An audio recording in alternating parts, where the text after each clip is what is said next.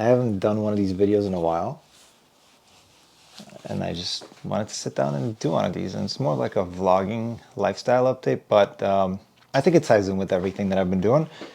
So yeah, the big one, it's not clickbait. We finished chemo.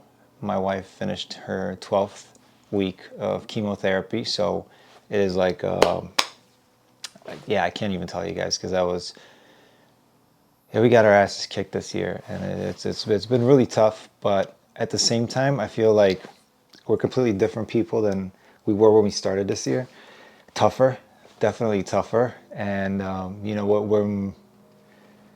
We were like in a state of disarray and anxiety for maybe the first 2 months after the diagnosis, and now I feel like we're just a cancer fighting family, and I'm still in that period where I remember myself before my wife's diagnosis and now, and so I'm able to kind of see both sides. And I remember this before I became a dad too.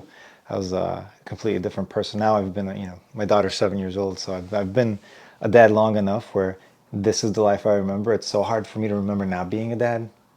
So same with cancer in a way.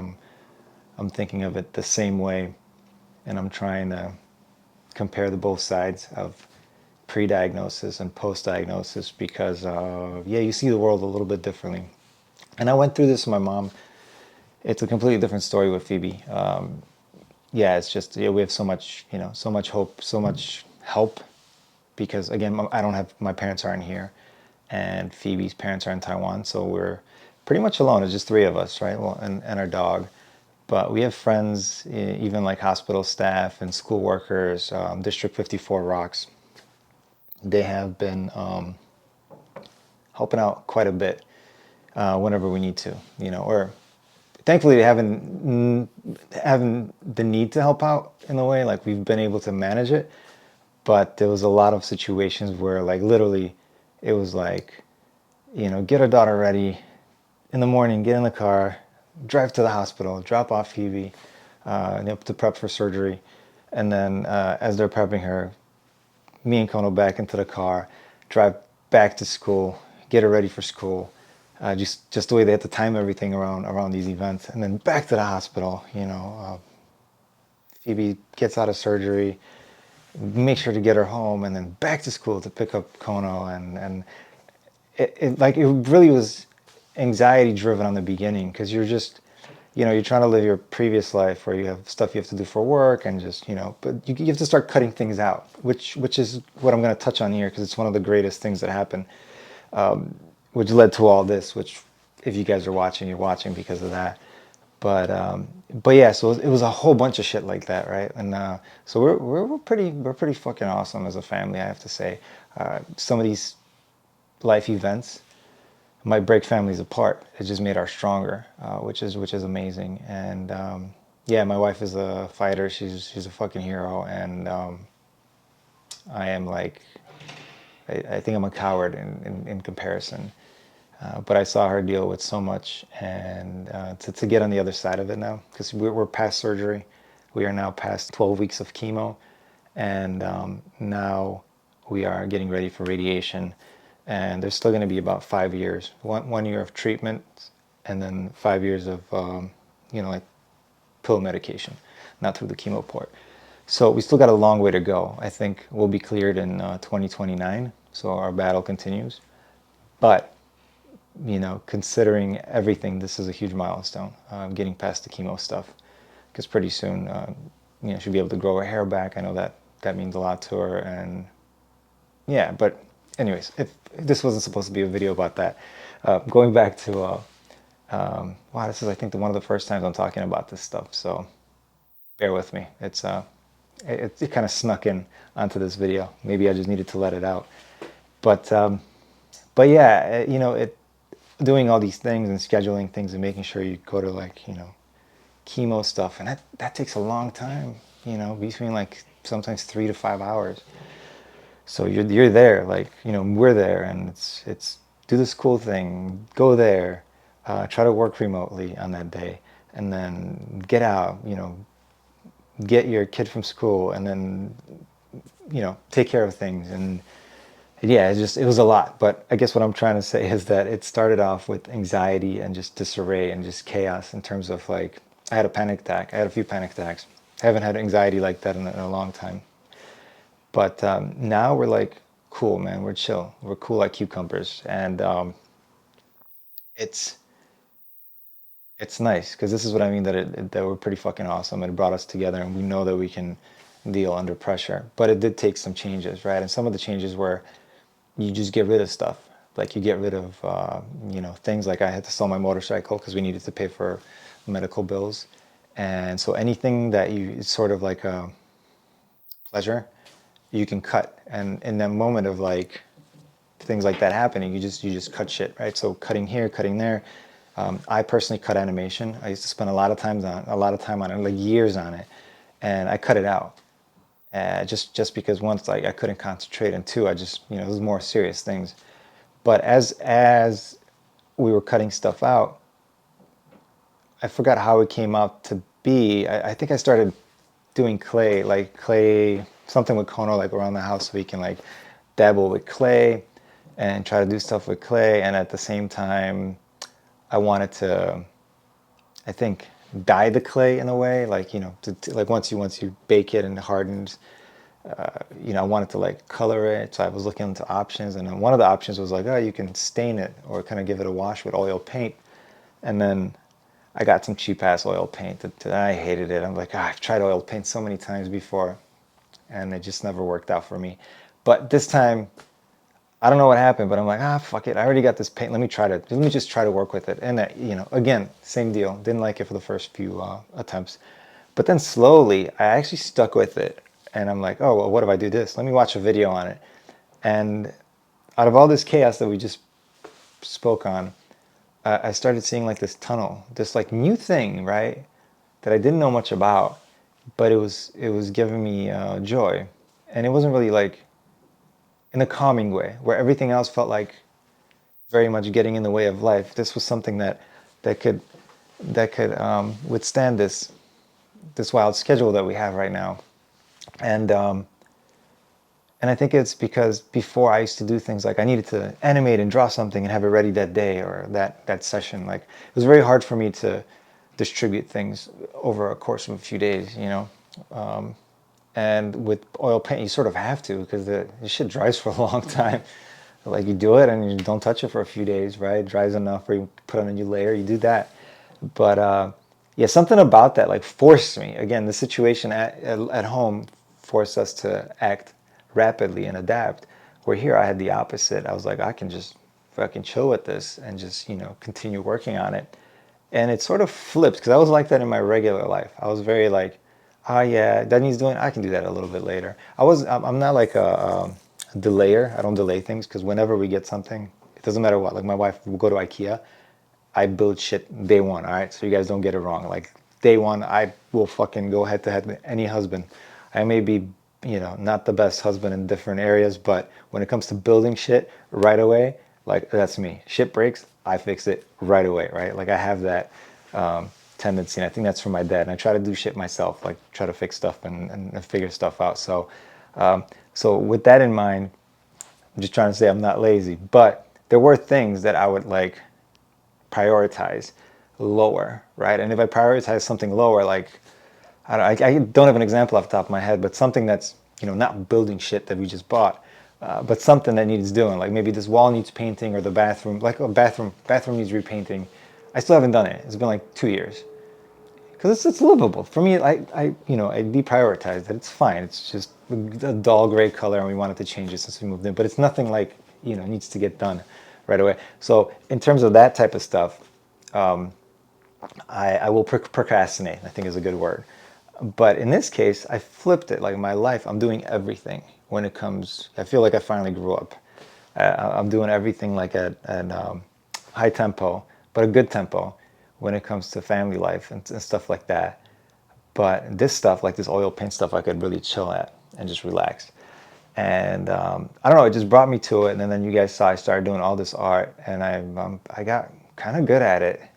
Like to the point where me just saying that I'm kind of good at it is a big fucking step because I'm a very humble dude.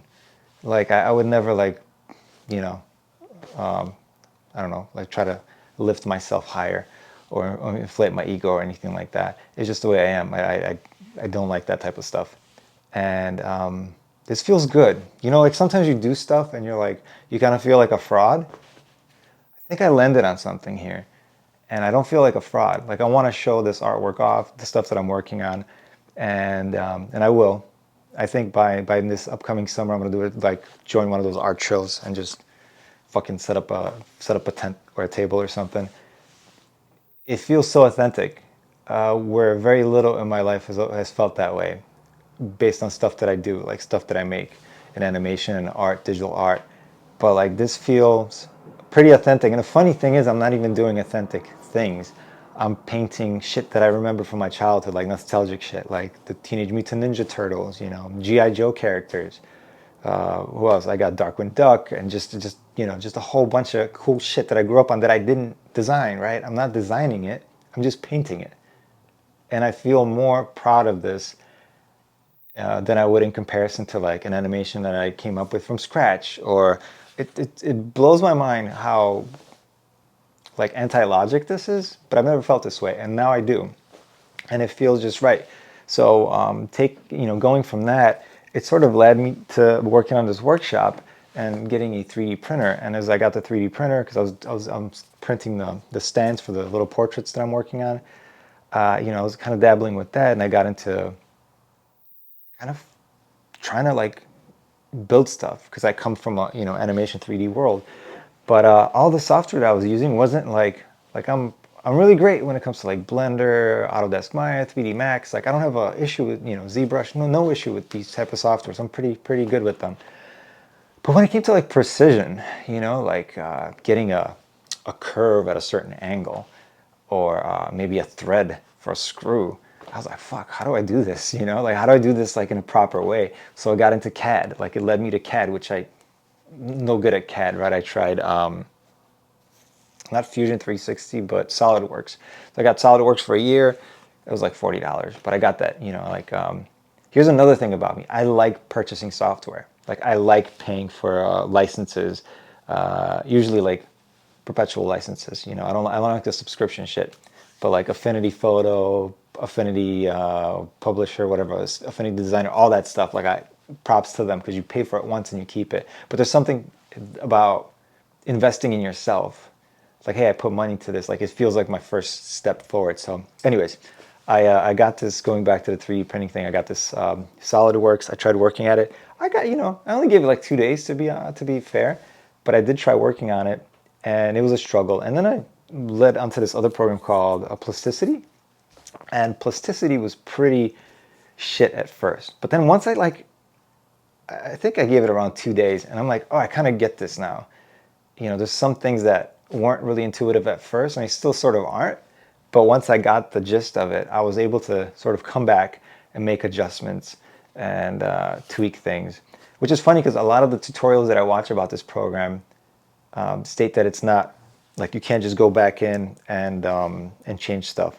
So yes, you can. You definitely can. You just have to have a different mindset, I would say. And I think my background in 3D animation really stems it's like the root of those ideas, because I'm like, like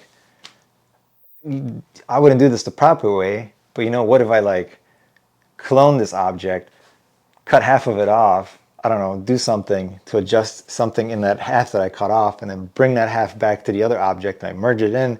Like I use these like crude tactics, and they fucking work with this program. It's great. Like it's a merges like my old world and this new world. But anyways, as you guys can see, this was a talking head video today. But yeah, I got into doing that, and I started at the same time. I was selling some stuff on. Again, I told you guys I sold a motorcycle, and I started selling stuff on Facebook Marketplace. And as I'm like listing stuff, I started looking at the stuff, and I see all these old computers like Macs, like like the Mac, whatever, the first Mac, or the Apple II.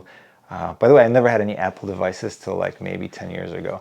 But I remember using them in school, and they were pretty cool looking, and they had this retro look, like the old school IBM, the IBM compatible, whatever, Tandies. there was a lot of these computers that I grew up on. I was, I was all into DOS and Windows. And yeah, I saw this Mac, and it's like not working for parts only. And someone said like you can, you know, rebuild it and change the insides to make it work with an iPad. It's like what? And I started looking into it, and there was a guy close to me had one, and I think he wanted like $200 or $300, and pretty much just for the box, right? And you still have to like rebuild it, and it's just the plastic. And I was like, man, that'd be so fucking badass to have an iPad in here and just have it on the shelf just for look, for aesthetics. That would be nice. And that's like creative person in me. Like I look for things like that. It's like my muse. And so I started talking to people, and then eventually I'm like, why don't you just fucking like make one? Or first I started, why don't I just print one? I found a model which I printed. It had some issues, and then I'm like, let me edit it. And as I tried to edit it to get rid of those issues and make my own adjustments, I realized that I couldn't, because the model itself was exported already. So like it was subdivided in these weird ways where I couldn't do like even changes. So I'm like, let me learn how to make this. And I started making it, and I jumped into plasticity, and I just kind of made this stand for my own purposes, and I tried to print it, and I had issues. I mean, it was fine, but one of the issues was that the one I found online, initial one, was when I 3D printed it, it went lopsided. It was weird because like it printed perfectly, but when it matched up, because it's got an opening for the screen, when the top of the opening matched up over one of the sides, it was bent. It was like it's melting on each other, on itself, or either like leaning during the print. I couldn't figure it out. I still haven't figured it out completely. So I was struggling with this. I'm like, this fucking looks bad. I mean, it prints in one piece, barely fits on the 3D printer, but I am struggling with this, and I don't know how to fix it. So I started designing my own, and I decided to cut it, like design mine in two pieces, right? And it prints fine as long as you don't print the whole container like in one sitting. If you print it open, it actually looks better because the bottom of my printer has like this little texture. So the bottom pieces have this texture. So now as I combine these this stand, I'm talking about this little. I'm not sure if you guys can see. This is textured, right? So let's say if it prints like this, only this end would be textured because this is on top. So it wouldn't be textured. So you would have a different finish here and a different finish here. But since I print them in halves, with I almost have like these Lego inside, like these Lego blocks that they go into each other, with epoxy, and this is no way you're taking this apart. It's pretty much one piece now. But yeah, so I figured out how to do this print, and I designed my own version. And then I thought about it. I'm like, man, this was for the iPad Mini, by the way.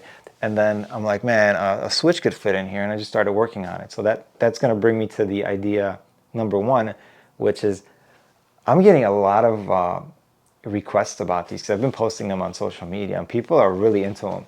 And so I think this is going to be a startup, guys. I even got a logo and stuff made, and I'll probably make a video on it. Let me know if you're interested to hearing about how I make these and all that stuff. I can go through it with you guys.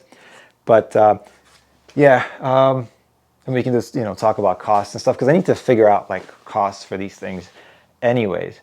But yeah, anyways, as I was working on this, my buddy ended up getting the same exact printer, right? The 3D printer, which I'm using the Bamboo Labs P1P. I think he got the P1S, which is the same one. It just has a case on it. But yeah, so I'm like, hey, can you print this model? Can you print? I sent him my first model, the one that's in one piece. I'm like, can you print it on your printer? I just want to make sure that this thing, because I thought my printer was broken, right? I'm like, why is it fucking getting lopsided and shit? I sent it to him, and he's like, next day or a few days later, he's like, all right, the results are in. I'm like, I bet you it printed perfectly on your end. And he's like, nope. Shows me a picture of the same thing. So the same problem happens on his end. So it's not on a different printer. It's not a problem with the model. It's not really a problem with our individual printers. It was a problem with the actual way. Well, we still haven't figured it out, but I think it's the speed of the lines and how it connects, because this piece has to come in on itself, and maybe the way it melts together. I don't know. Something happens at that point. It's sort of mute the point itself because it doesn't matter anymore. I'm doing them split and gluing them together, right? But yeah, that's how we. Yeah, I feel happy about that test, and this is the type of guy I am. I'm very curious, and I try to figure stuff out. It's very important for me to figure things out, and I'm glad we did that test. So I'm glad I had. Thank you, Adam, for doing that test for me because it wasn't a cheap print. That's like I think it's like a 12-hour print or something, or maybe it was probably like 12 hours to do that print, something like that.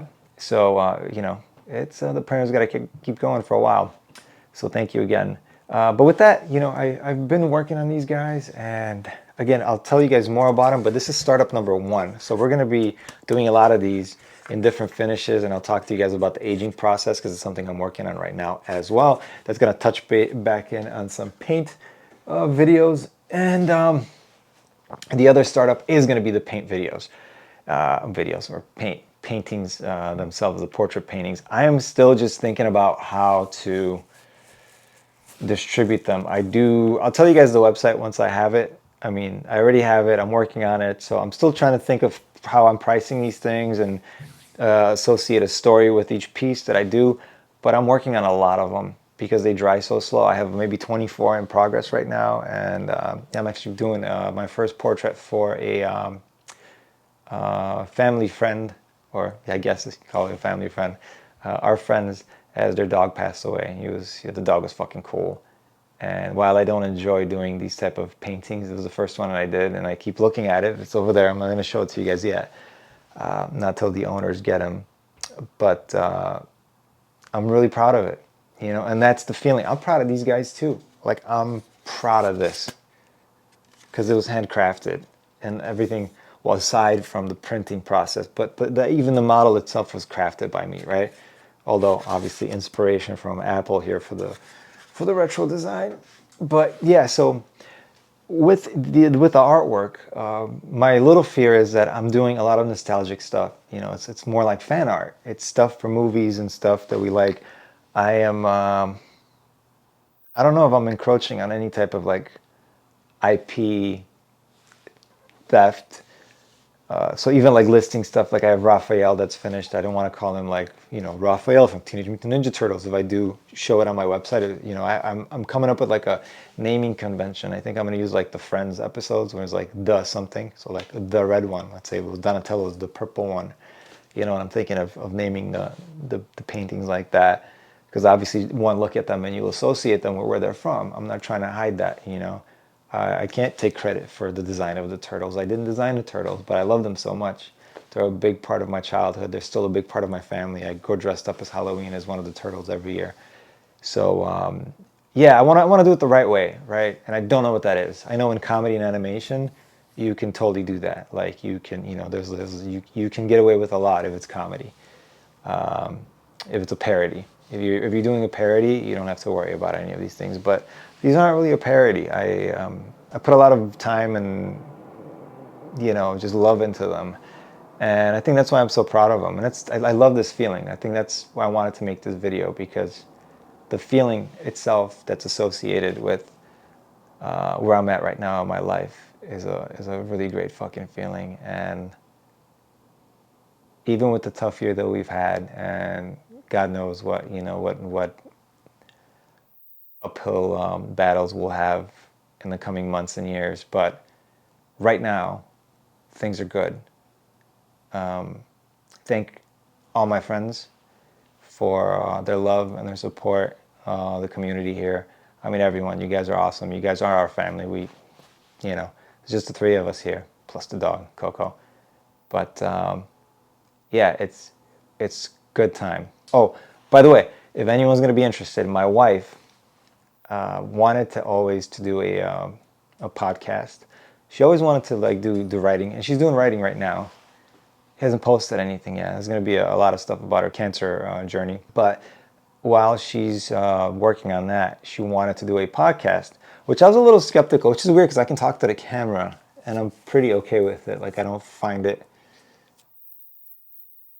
eerie or anything like that. Like, even though like I don't like the sound of my own voice, things like that. I don't like looking at myself. I'm okay doing it with the camera because I think I've been doing it for a while where I just became comfortable with it. but I'm a little bit like anxious of the podcasting. But she wants to do one, so we'll do one. I'll let you guys know the link once it's up. I don't even know where she'll host it or whatever, but it could be a cool thing. You know, we'll just probably talk about family stuff, but hopefully some interesting stuff. That's the thing. Like, I don't know what we would talk about. We can't talk, like, I don't want to talk about any like deep, like everyone's like so serious about politics and stuff. I don't want to talk about any of that shit. So our podcast could be really fucking boring, but maybe not. Maybe it's gonna be good things. You know, maybe it'll be like the shit, the bee's knees. But yeah, anyways, now I'm just, this video's probably too long. Thank you guys for watching. Thank you for all your love, support. For new viewers, if you can subscribe, whatever you can do, please do. I really didn't mean this video to be clickbait with the, with the title, but it is an awesome time in our life right now. And fuck it, I'm gonna let it be known. So thank you. I'll talk to you guys soon. Cheers.